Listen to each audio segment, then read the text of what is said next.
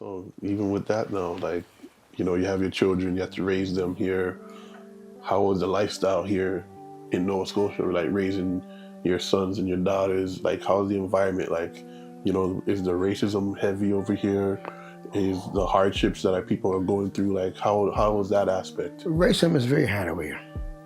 Racism in Nova Scotia is very hard. And the reason why it's so hard, it's more noticeable because it's a small place. Like, don't fool yourself. You and I both know. Racism is bad in Ontario too. Yes, but Ontario is a big place. Right. Ontario is such a big place. No, but like Ontario had a lot of racism too, but it's big. Right. But here, racism here racism here is very tough, very hard, very strong. Whites still don't like blacks, and blacks still don't like whites.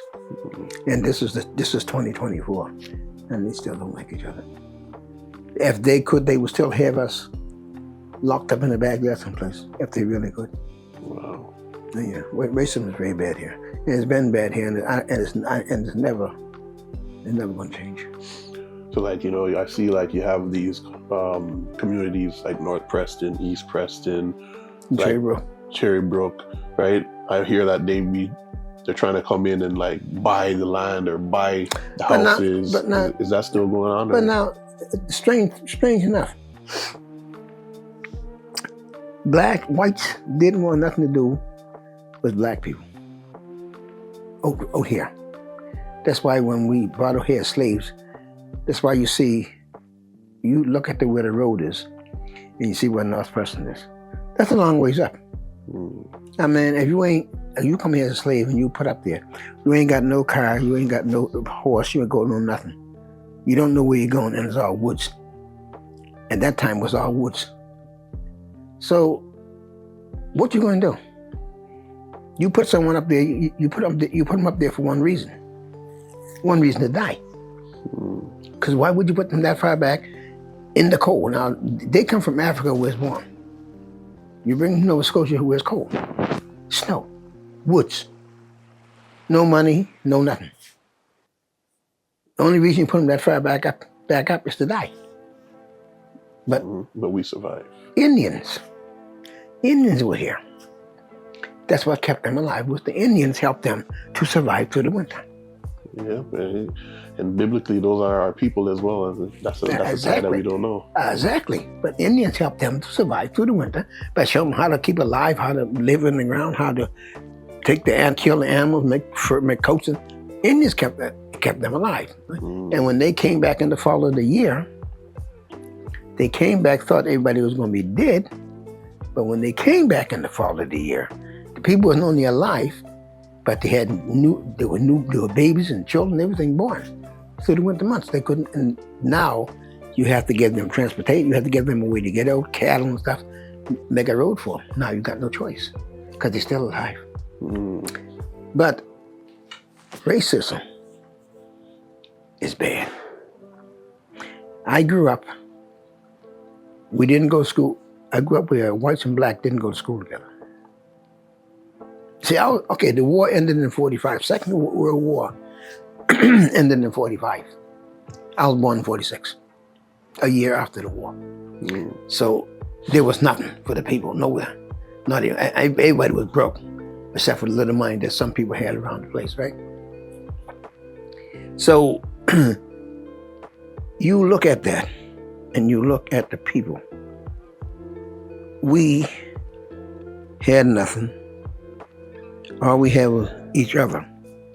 And then through the process of time, some of us begin to hate each other. Yeah, unfortunate. And that's so, it's really so unfortunate.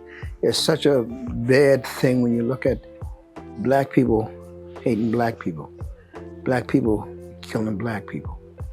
You look you watch a movie about the gorillas. Remember the movie about the monkeys and the gorillas and the apes? They have a rule. Apes don't kill apes. We don't kill our own kind. I wish men and people sometime thought the same way. Yep. I seen that in the movie with the Planet of the Apes. Never say ape not kill ape. Ape not kill ape. Yeah. And he wouldn't, and even though that buddy tried to kill him, he could have killed him, he would not. He said, ape don't kill apes. So you see, if we could maintain the same in our minds that we don't kill black, don't kill blacks, because everybody else is trying to kill blacks. So why would you want to kill your own kind? Exactly. But here, lately, when I came back home, when I left here, like I was saying, when I left here, things wasn't like this. When I came back, after 20 years, now I came home 3 times in 20 years. But when I came home, I only stayed, if I came down, I only stayed about 3 days. Because after 3 days, I had to go back. Because things were still the same, nothing had changed. We are 20 years behind Toronto. Let's put it that way. Because when I came home, the things that they were doing in Ontario, Nova Scotia never saw.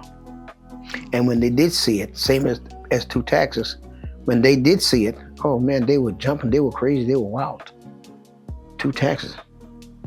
They said, how come it doesn't bother you? I said, well, we've been paying that for years. It's behind. To relax. Because, and actually, when I came back home, blacks were afraid of whites. They were afraid of the white man. They were afraid to talk to the white man. Afraid to argue with the white man. The white man had all to say. They were afraid.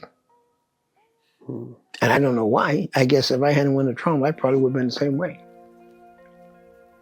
But when I came back home, hell no. To me, a man was a man. You don't mean nothing to me. You just a man. No. When I came, it was like, yeah, you just a man. Who you just a man. You don't mean nothing to me. You know.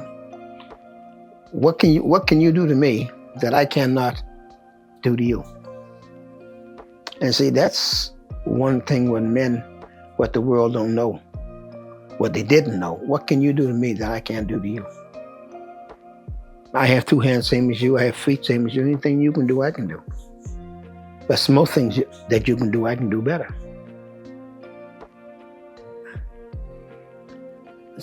Come back home, living back here. It was hard. It was hard when I first come back. Because here I am. I have my own business now. But I couldn't do my own business right away. No one trusted me. Because I'm a black man. And I'm coming to your house telling you I can install your carpet. And I can do it for a cheaper price than the white company that you had in. The first thing they're saying, yeah, you ain't messing up my carpet. I'll pay the big price for the white man. And that was it for a while. Until I don't know where it was, someone saw my work. And then they realized, who did that? And they told them, what? And after that, people started calling me. But they wouldn't trust me at first. I used to go on jobs with me and this white guy used to work together. And we used to go on jobs, him and I.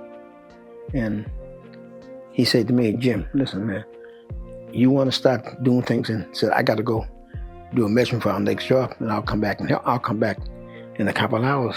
So, oh, yeah, okay. So this one day, I was sitting down taking a break, and it was 4 other carpenters there, and I'm the only black guy there. It's a carpenter store. So I was taking a break. I just stopped and sat down for a minute. He comes, I said, man, you better get up. I said, what for?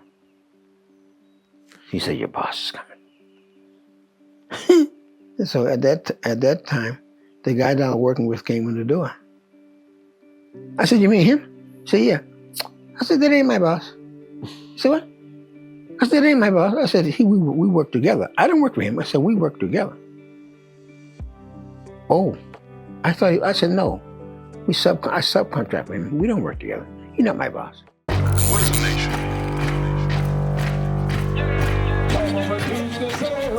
Someone Nation is men leading by example.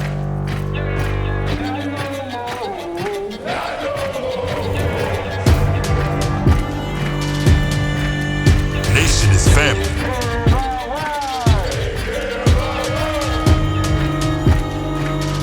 Nation